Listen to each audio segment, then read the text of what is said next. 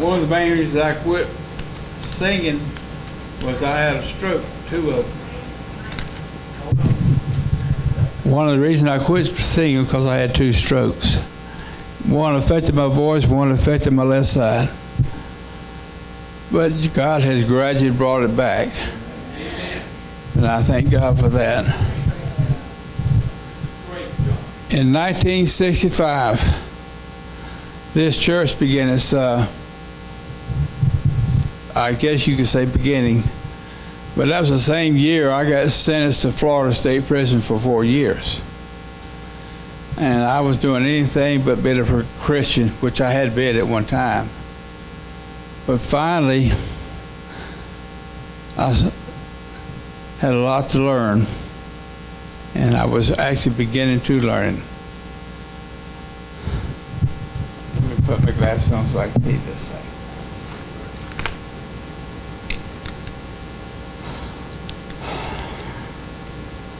Yeah, that helps.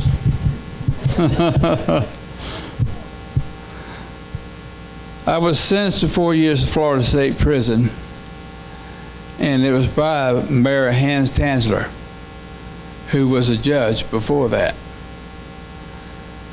I had already done some crime, and the mayor told me if I came back, I would be sure enough to get time, which I did.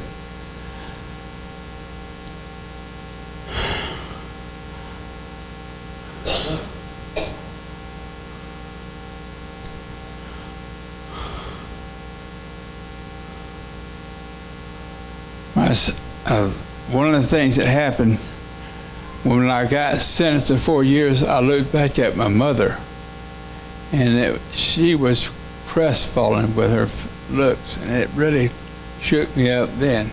I realized I had messed up a lot. My sister said to me years later how it had affected her. I was first sent to the West Unit, and then ACI, which is the first offenders camp. I was sent to work in a brick plant for about 6 months. After that, I made up my mind to escape. What I didn't know was they were fixing to parole me, which I wasn't ready, as you can tell. After that, I made up my mind to escape. There were about 20 to 30 dog boys and dogs. When we escaped, it was a 7-mile run to Sneed, Florida, from the camp. And the fellow that went with me, he was a lot heavier than me, but I can tell you what, I had a hard time keeping up with him. At the end of the tracks that we were following, we were going on and off from the tracks to the swamp to try to throw the dogs off. And there was a building at the end of the tracks, and the state truck just pulled up as we got behind the building, so they never saw me or him. And we saw a car about 300 yards down the road, and we decided to see if we could use it. It was it's one of those lock on and off ignitions. Well, it wasn't locked, so thank God we was able to use it. We actually drove by the state troopers that same day. We drove right by them, and they were looking down the tracks where we had just been. If they had looked to their right 20 feet, they would have saw both of us. So we were able to get it. We were able to get past the state people. It was a 1950 Oldsmobile. The state people, like I said, if they had just looked, they would have seen us. But they were still looking down the tracks that we had come down. We broke into a drive-in theater shortly thereafter.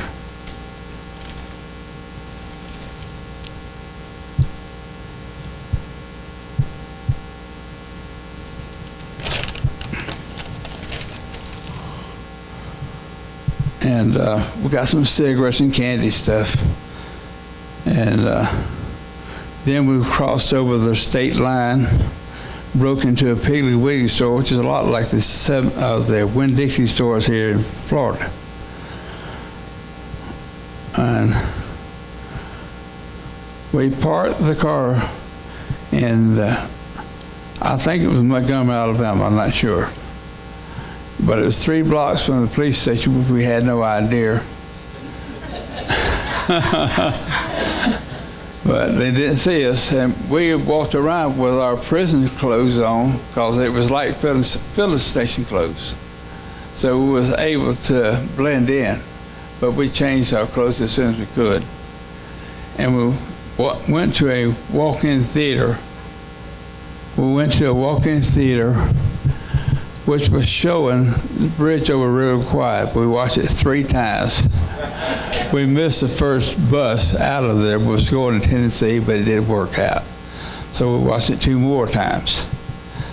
And actually, I enjoyed it, so I didn't care.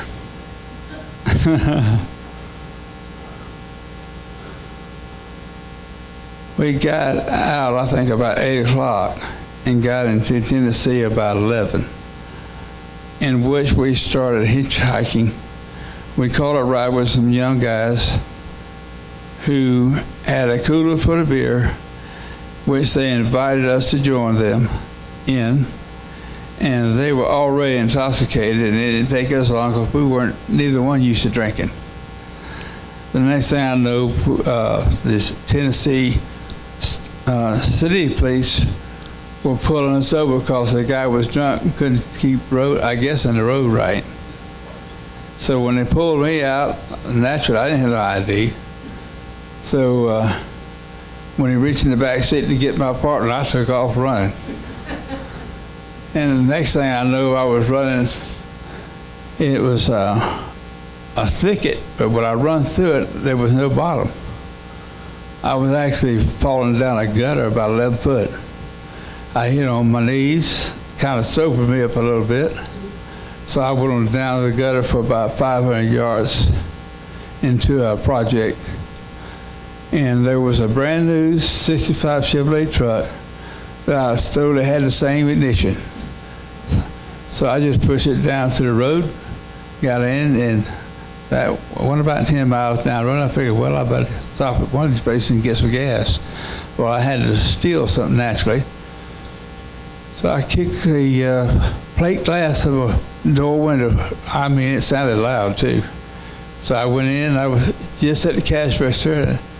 I had walked around this place looking for people, but they weren't there, I thought.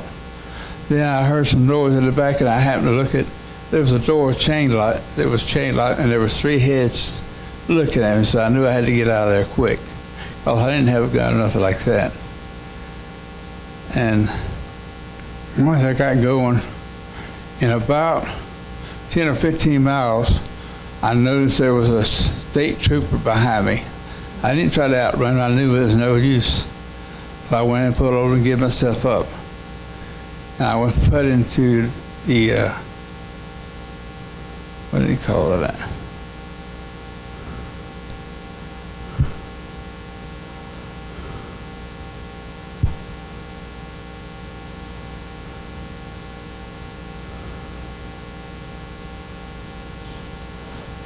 Ashland City, North Carolina, or Tennessee, I mean.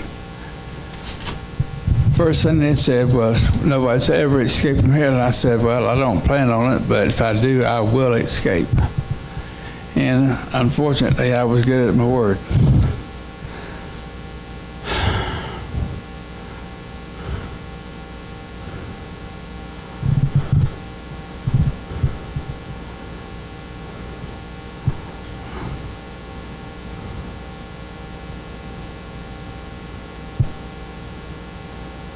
I said, well, I don't even plan to escape from that jail, but if I do, I plan to really get going.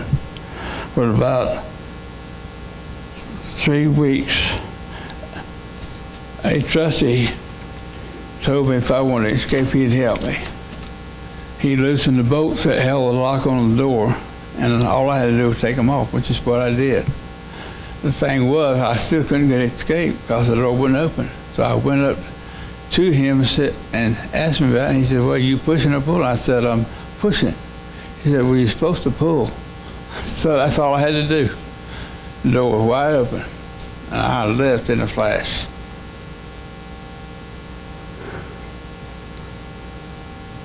I headed out of town, and every time a car came by, I would duck off the road.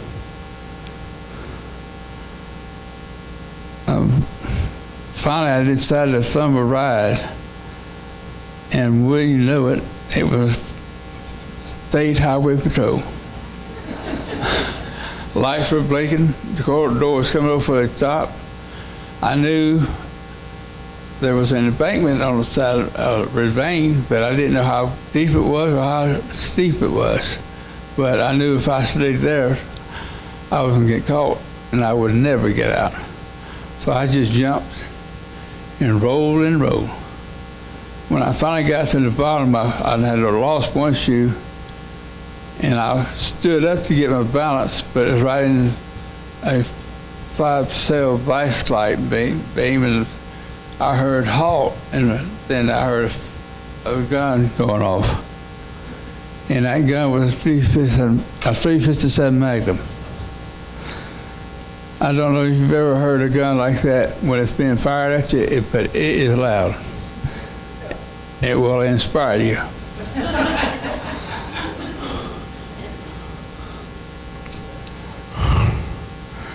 Anyway, I saw state troopers from the top of the grass.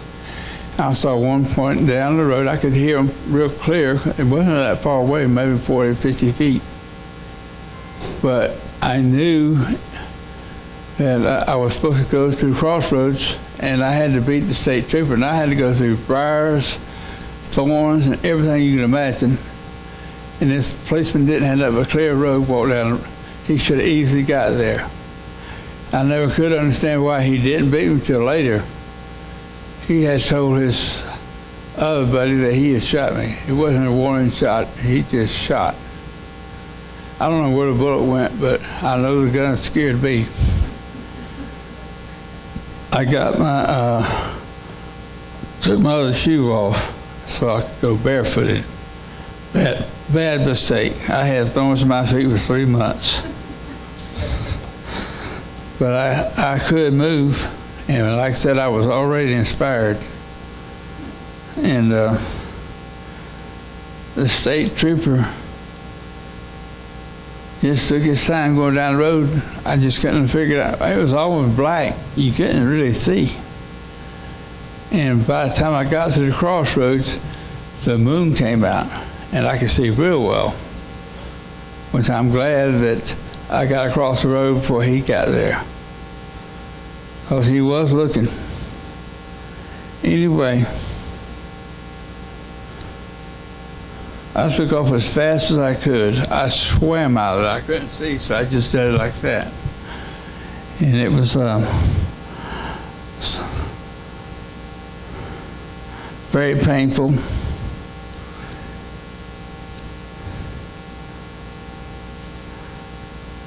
I had thorns in my feet for 3 months later. But I did get to the crossroads before he did. Like I said, the moon came out and up. Till then, I could not see very well. But now I could. About 3 miles down the road, I saw a tobacco barn. It was the same side of the road, and as I was, so I got into the tobacco barn. I was cold, hungry, my clothes were shredded up, and I was cut up. The thorns and briars. I had calmed down a little bit, but at least my heart was still in my chest. Had settled down. When you hear a 357 Magnum pistol fired at you, you get inspired. I remember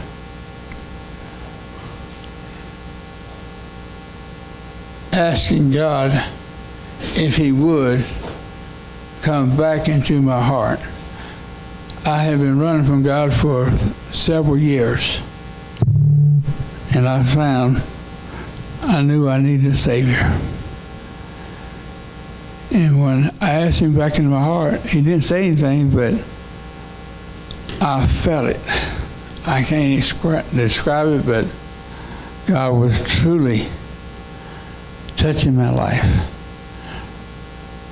And I felt like I had not felt in many years, because He did touch me. I couldn't explain it. I just knew it was wonderful.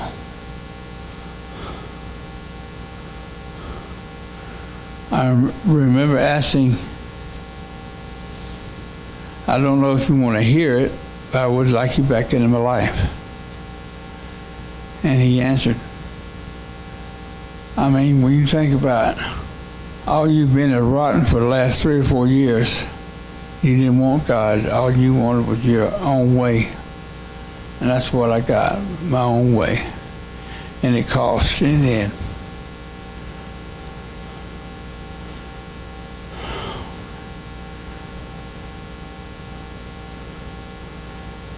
Okay.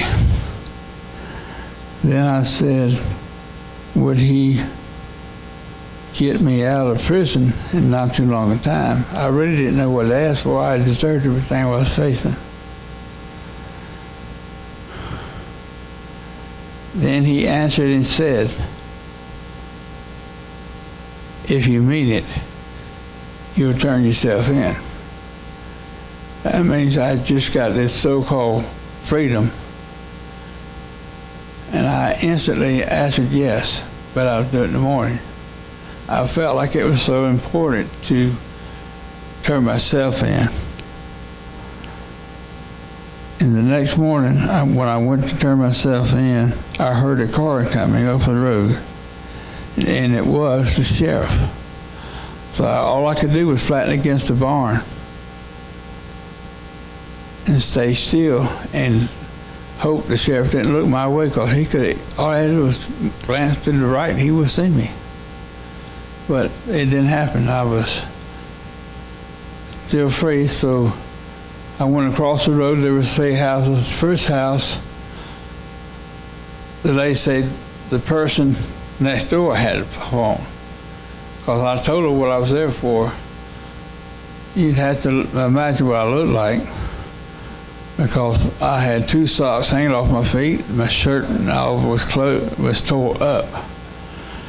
And I told the lady that I had escaped from the jailhouse and I wanted to turn myself in. So I went to the second house, same thing. Went to the third house, and then the lady at the first house said, I've already called the sheriff. I said, well, good, tell him I'm on the way to the jailhouse. And then I was heading up the road, and all of a sudden, here comes the sheriff. It was a repeat of the night before. The deputy didn't know whether to grab his gun or his handcuffs. I thought I was going to get killed right there. In the strange ride on the way back, neither one of them was saying anything. And then, when I realized something was going on, I come by the posse that had been in the briar patch all night. And I found out the sheriff had been there too. So when I got to the jailhouse, he pulled me out of the car. I was still handcuffed and shoved me. He said, go ahead and run if you want to run. I said, I didn't have to turn myself in. Of course, he didn't agree with that. And 3 days later, I went down to his office. He said, I'd like to know, why did you turn yourself in? He didn't acknowledge it the first night, but this time he did. I said, well, you know, there's a scripture in the Bible that says not to think about what you're going to say when you're before somebody of authority. And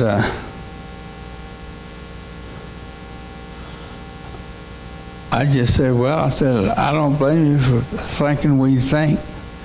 I said, you were thinking I was incorrigible, but I want to prove I was incorrigible, and that I would change and make the right decisions. And I said, I believe God done a work in me. I didn't tell him that much, but he was a worthy man anyway. I found out he was the moonshiner of the town. But the first day I went to the court, and he said that I found out that the sheriff was my lawyer. I didn't even have a lawyer. He was a good friend of the judge, and he was also a friend with the prosecuting attorney. They was going to try to give me 11 months and 29 days, which is not bad. I mean, I already had 4 years. I believe God was involved with my sentence from the very first, even though I knew nothing about him. Because the 4 years I had in Florida was so crucial, because they gave me 4 years in Tennessee, which was run concurrent with a Florida sentence, which means every time, the whole time I served in Florida I've been serving the Tennessee sentence.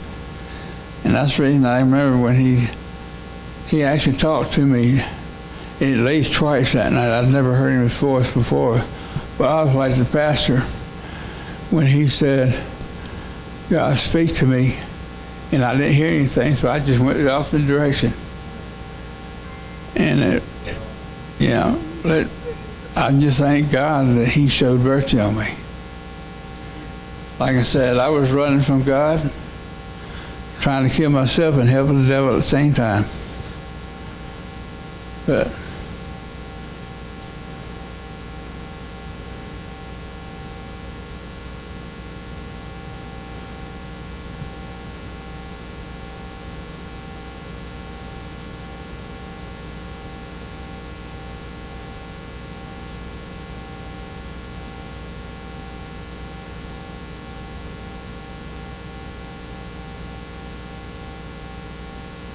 getting ahead of myself.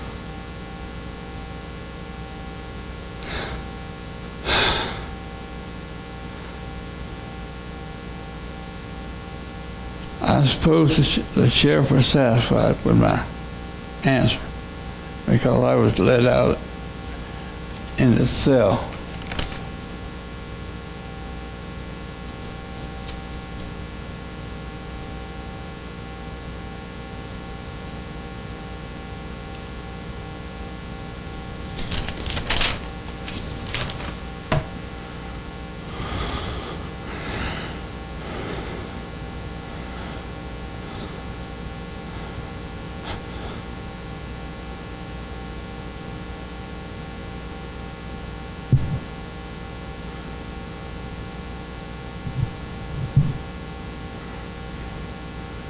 Okay, they will try to give me 11 months, 29 days, which is the most you can get for county time. But I really wanted to go home. I felt that it would interfere with what God was trying to do, which was give me 3 years. 4 weeks later, I went to court.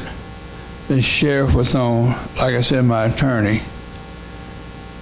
He was friends with the judge and the prosecutor.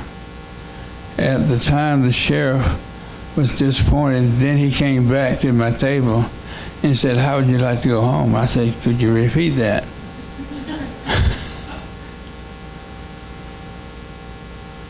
It was so good.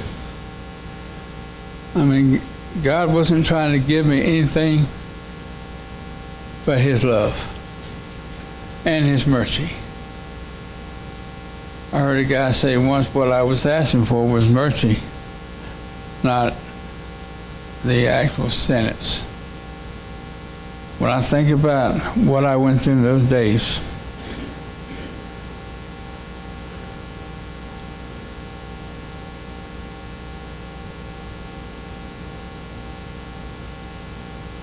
So 3 weeks, I was sent back to ACI of Florida by the U.S. Marshals. I spent 3 months in the gator, which is usually a punishment, but because I was going to court, they had to feed me at least.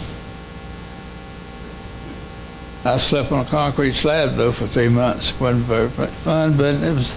I got a chance to read about Gideon Bible. That's when I learned what happened to me. I really didn't know. I was later sent back to finish my term. I got my education, then served. I got drafting too. I was given 6 weeks parole, which was unheard of at the time. And I was sent to TGD Dairy, which is where my uncle lived. And I really didn't do very good as a farmer. But it was still better than being in prison.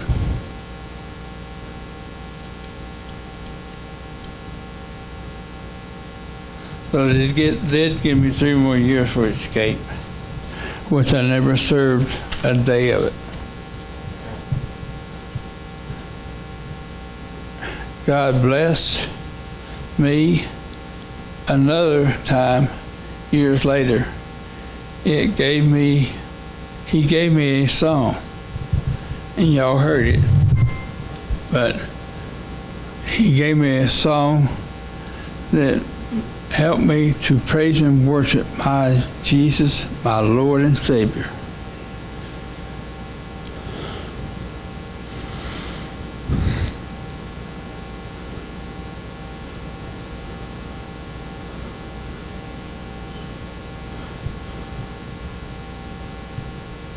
I can never thank God enough for what He did.